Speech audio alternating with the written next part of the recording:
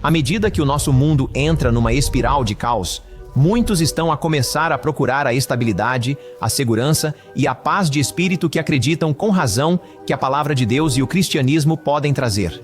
Mas não é preciso procurar muito para perceber que o próprio cristianismo é uma confusão confusa e caótica de crenças, práticas e organizações concorrentes.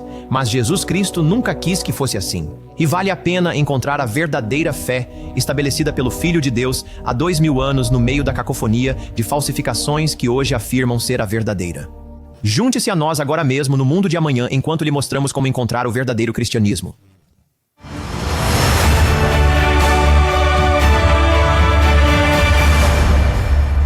Saudações e bem-vindos ao Mundo de Amanhã, onde vos ajudamos a dar sentido ao vosso mundo através das páginas da Bíblia. E o mundo de hoje é difícil de entender. De fato, a confusão social, política e moral do mundo atual está a levar muitos a procurar respostas na Bíblia e no cristianismo.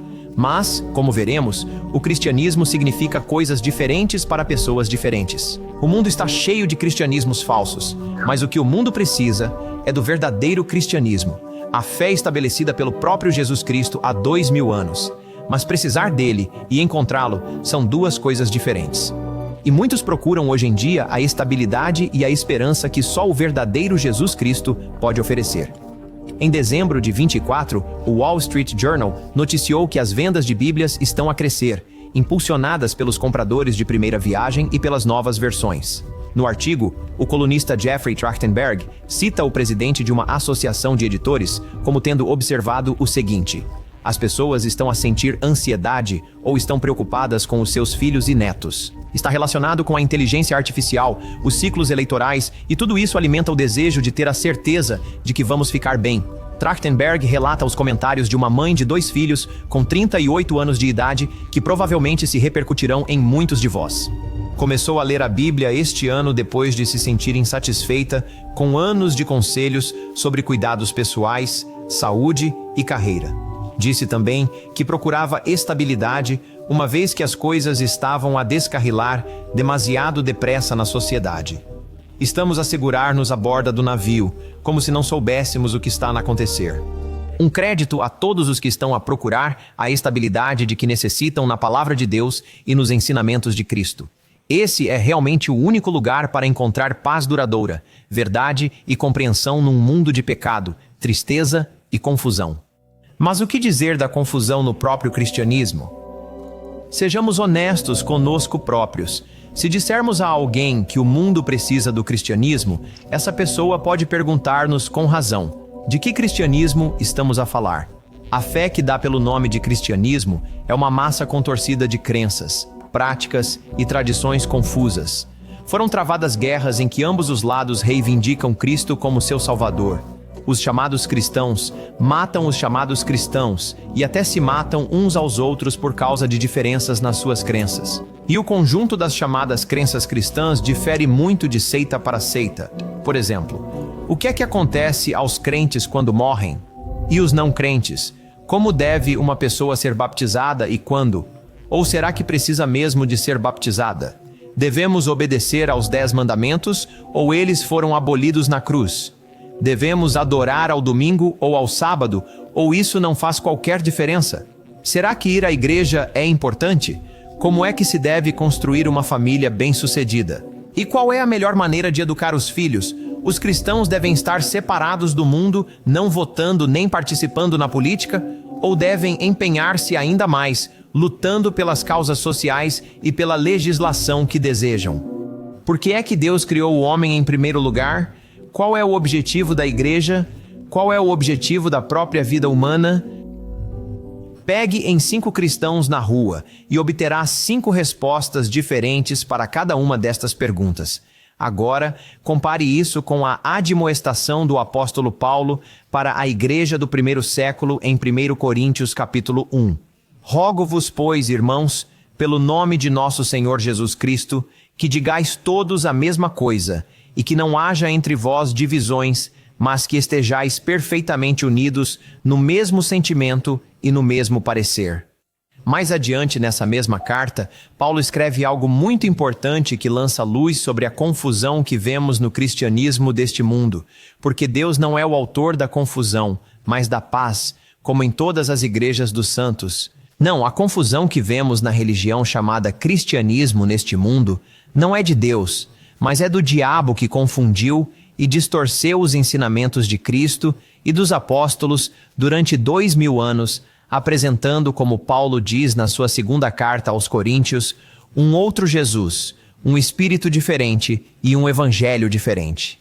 No entanto, Jesus prometeu-nos, há 2000 anos, em Mateus 16 e no versículo 18, que edificaria a sua igreja e que a sepultura nunca prevaleceria contra ela.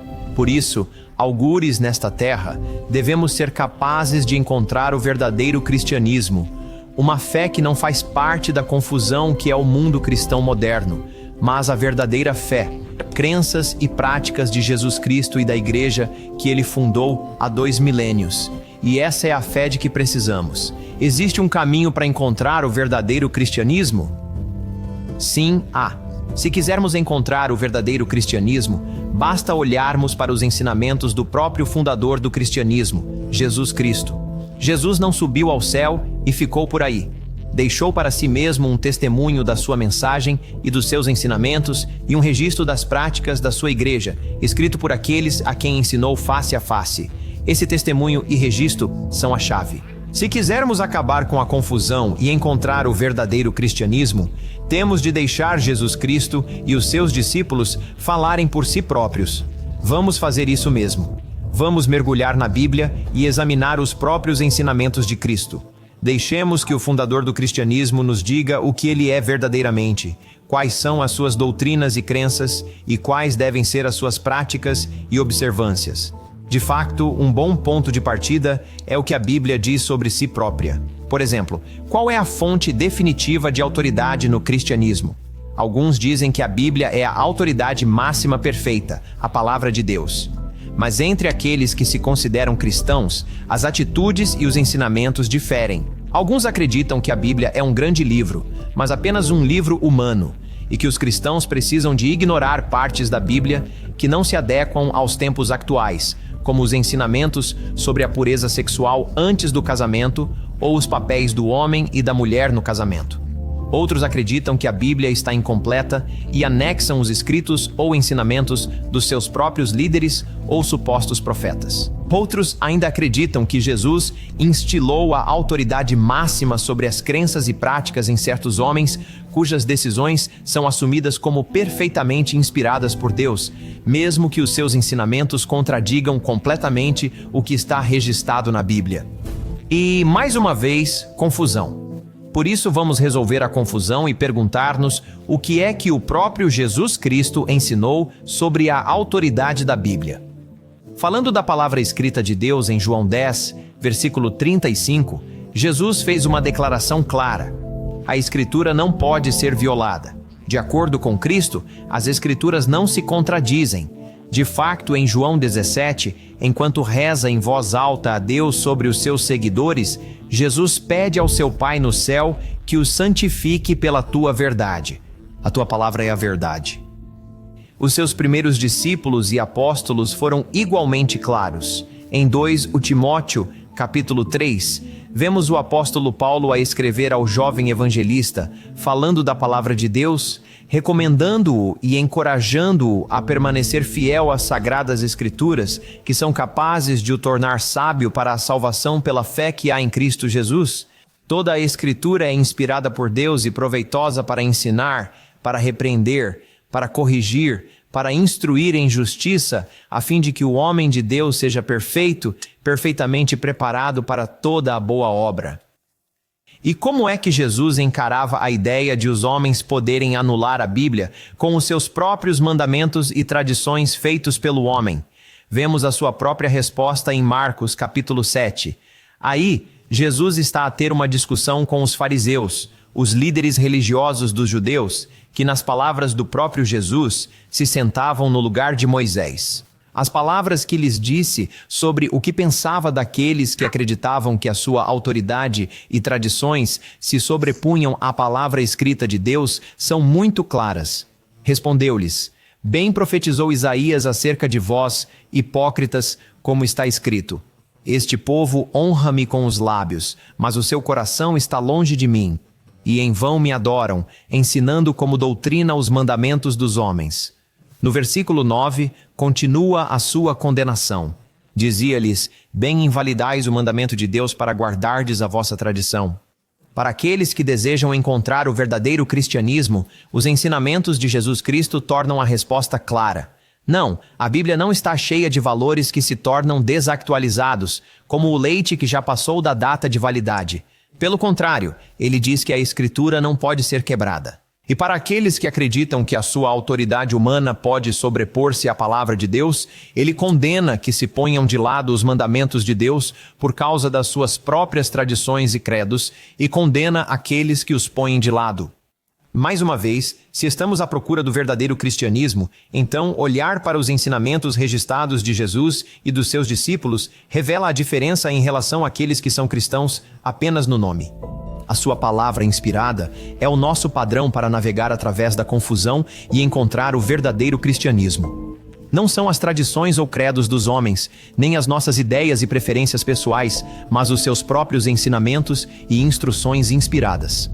Vejamos um exemplo para ilustrar como confiar no padrão da palavra de Deus nos ajuda a navegar através da confusão e encontrar o verdadeiro cristianismo. Por exemplo, o que é que o verdadeiro cristianismo ensina sobre os 10 mandamentos? Muitas denominações ensinam que os 10 mandamentos são uma questão de legalismo e de obras e que já não são exigidos aos cristãos. Eles foram abolidos na cruz de Cristo. Eles dirão com razão que os cristãos estão debaixo da graça, mas depois afirmam que estar debaixo da graça significa que a lei de Deus e seus mandamentos não são mais exigidos de nós por Deus. No entanto, quando pressionados, muitos deles ainda concordarão que os cristãos são ordenados a não matar, cometer adultério ou roubar. Alguns dirão que não se deve adorar ídolos, mas camuflam a sua adoração de ídolos chamando-lhe outra coisa. Na realidade, o que a maioria quer dizer quando afirma que a lei e os mandamentos foram abolidos é que não é preciso guardar o 4º mandamento e observar o sábado do 7º dia. Toda essa conversa fiada sobre a lei de Deus e a escolha entre os seus mandamentos é uma grande parte do que ajudou a criar a confusão que vemos no cristianismo global em primeiro lugar. Mais uma vez, se quisermos encontrar o verdadeiro cristianismo, temos de ver o que Jesus Cristo e os seus discípulos dizem sobre o assunto. Já vimos como Cristo condenou os líderes religiosos do seu tempo por rejeitarem os mandamentos de Deus para manterem as suas próprias tradições. E essas palavras aplicam-se claramente aqui. Mas vejamos ainda mais os ensinamentos de Cristo sobre a lei de Deus e os mandamentos. Será que ele planejou acabar com eles na cruz? Por exemplo, repare em Mateus, capítulo 19, o que Jesus disse a um jovem rico que lhe perguntou o que devia fazer para ter a vida eterna. As palavras de Cristo foram claras e ele disse ao jovem: Se queres entrar na vida, guarda os mandamentos. E continuou com vários dos 10 mandamentos, para não imaginarmos que estava a falar de outra coisa. E vejam o que diz o capítulo 5 e o versículo 17 de Mateus. Não penseis que vim destruir a lei ou os profetas. Eu não vim para destruir, mas para cumprir. Aqui, Jesus diz diretamente: Não pensem que os meus ensinamentos destroem a lei ou os profetas. Não digam que o cristianismo ensina que a lei de Deus foi abolida. O verdadeiro cristianismo concordará com Cristo. Ele diz que veio para cumprir a lei, para a cumprir até ao fim. No seu famoso Sermão da Montanha, será que Jesus disse que agora não havia problema em cometer adultério? Não. Disse antes que se devia obedecer ao mandamento de Deus no teu coração, por nem sequer desejando alguém. Aqueles que dizem que Jesus acabou com a lei, mas que de alguma forma isso não é o mesmo que destruir a lei, estão a fazer os jogos de palavras do diabo para confundir a verdade. Se ele não foi claro o suficiente, Jesus Cristo deixa isso bem claro na passagem seguinte. Porque em verdade vos digo que, até que o céu e a terra passem, nem um jota ou um tio se omitirá da lei, até que tudo seja cumprido. Quem, pois, violar um destes mandamentos, por menor que seja, e assim ensinar aos homens, será chamado o menor no reino dos céus. Mas quem os cumprir e ensinar, será chamado grande no reino dos céus. Amigos, garanto-vos que se forem lá fora, verão que o céu e a terra ainda lá estão, não desapareceram. E segundo o Filho de Deus, a lei de Deus não desapareceu. De facto, reparem nas palavras do seu fiel apóstolo João, escritas muito depois da crucificação e ressurreição de Cristo. Nisto sabemos que o conhecemos, se guardarmos os seus mandamentos. Aquele que diz que o conheço e não guarda os seus mandamentos é mentiroso e a verdade não está nele. Mesmo no último livro da Bíblia, o livro do Apocalipse, reparem como o corpo de crentes, os santos, são descritos. Aqui está a paciência dos santos. Aqui estão aqueles que guardam os mandamentos de Deus e a fé de Jesus. Lê-se a mesma coisa em Apocalipse e no versículo 17. Mesmo no fim dos tempos, a Bíblia descreve os verdadeiros cristãos como guardando fielmente os mandamentos de Deus, incluindo o quarto mandamento sobre o sábado. O cristianismo nominal pode estar confuso, mas a Bíblia e o verdadeiro cristianismo não estão. De facto, como o profeta Isaías proclamou, se a lei e o testemunho não falam segundo esta palavra, é porque não há luz neles. O nosso tema de hoje é encontrar o verdadeiro cristianismo, e a palavra de Deus diz-nos que, na nossa busca, devemos afastar-nos de pregadores, professores e outros que não honram e não ensinam a observância das leis e dos mandamentos de Deus, porque não há luz neles. Que Deus seja verdadeiro, mas todo homem seja mentiroso. Precisamos de ministros e guias para ensinar a palavra de Deus, mas nenhum homem na terra tem autoridade para substituir a palavra de Deus e suplantá-la com o seu próprio julgamento.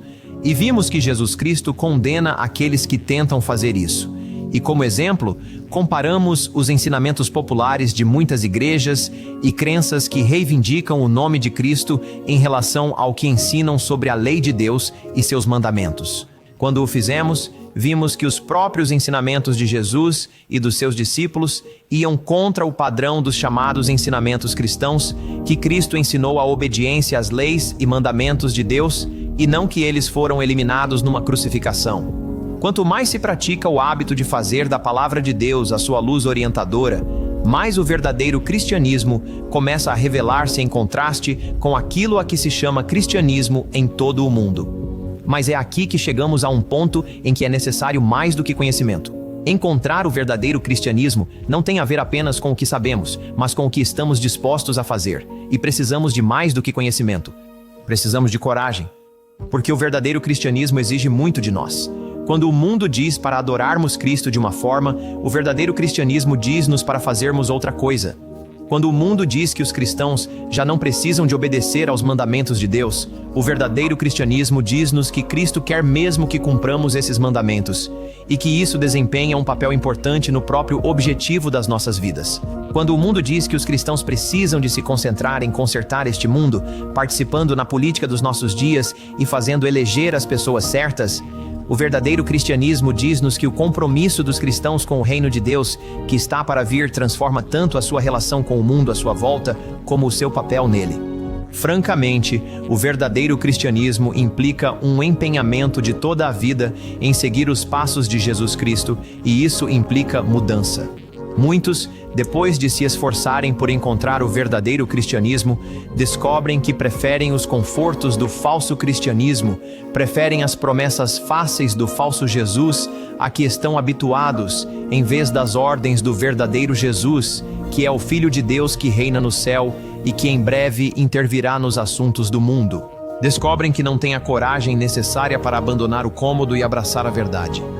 Mas para aqueles que têm essa coragem e para aqueles que podem não ter no início, mas são suficientemente humildes para deixar que Jesus Cristo faça crescer essa coragem dentro deles, não há maior recompensa do que encontrar e abraçar o verdadeiro cristianismo. Muito obrigado por estarem a assistir.